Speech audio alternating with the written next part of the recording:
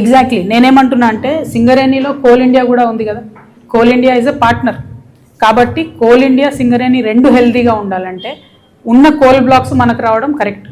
ఆంధ్రప్రదేశ్లో కానీ తెలంగాణలో కానీ సింగరేణి అంత ఎక్స్పీరియన్స్ ఉన్నటువంటి ఇంకొక కోల్ మైనింగ్ కంపెనీ లేదు. లేనప్పుడు కన్విన్స్ చేసి మనది కొత్త రాష్ట్రం కాబట్టి, మొత్తం భారతదేశంలోనే మనది కొత్త రాష్ట్రం కాబట్టి కొంచెం ఎక్స్ట్రా ఎఫర్ట్ పెట్టి కిషన్ రెడ్డి గారు ఈ సాయం చేయాలని కోరుతున్నా. నేను రూల్స్కి వ్యతిరేకమా అన్నది కాదు, ఎగ్జామ్షన్ ఇవ్వచ్చు కదా. గుజరాత్ విషయంలో అనేక ఎగ్జామ్షన్స్ ఇచ్చినారు, ఎన్నికల సమయంలో బీహార్ విషయంలో అనేకమైన ఎగ్జామ్షన్స్ ఇచ్చిండ్రు. మనకెందుకు ఇవ్వరు?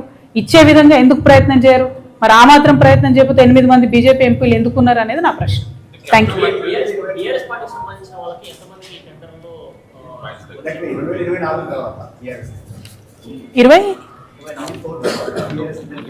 24 తర్వాత నా సమాచారం ప్రకారం అయితే 5 టెండర్లు ఉన్నాయి ఇక్కడ.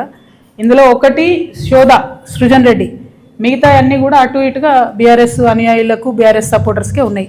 మరి ఇవన్నీ పెట్టుకొని హరీష్ రావు గారు అంత గొంతేసుకొని ఎందుకు అరుస్తున్నారో నాకు అర్థమైతలేదు.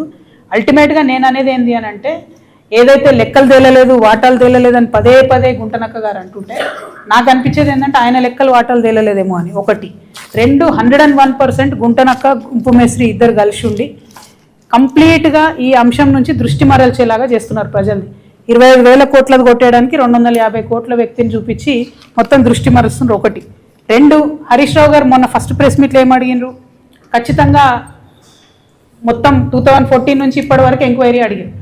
అంటే జరుగుతున్నది ఏంది ఇక్కడ? కేసీఆర్ గారి ప్రభుత్వం మీద ఎంక్వైరీ అని హరీష్ రావు గారు అడుగుతున్నారు. అన్ఫార్చునేట్లీ ఈ గుంటనక్క గారి యొక్క గోతిలో కేటీఆర్ గారు పడ్డారు. తెల్లారి ప్రెస్ మీట్ పెట్టి ఆయన కూడా అదే అడుగుతున్నాడు. మరి అంటే మీ ప్రభుత్వం మీద మీరే అడగడం ఏందన్నది చాలా వెరైటీగా అనిపించింది. సో దాన్నే నేను ఫస్ట్ నుంచి చెప్తున్నది, అదే పార్టీలో ఉంటూ ద్రోహం చేయడం కేసీఆర్ గారికి అన్నది గుంటనక్క గారికి వెన్నతో పెట్టిన విద్య. ఇప్పుడు కూడా వారు అదే చేస్తున్నారు.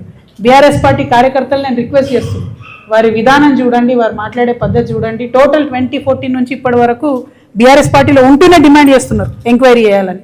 మరి యాజ్ టీజ్గా తెల్లారి కేటీఆర్ గారు కూడా అదే అడిగారు. సో ఈ గుంటనక్కని గుడ్డిగా ఫాలో అయ్యి గుంతలో పడ్డారని నేను అనుకుంటున్నాను. నేను ఒకటే చెప్తున్నా, యాజ్ ఆన్ టుడే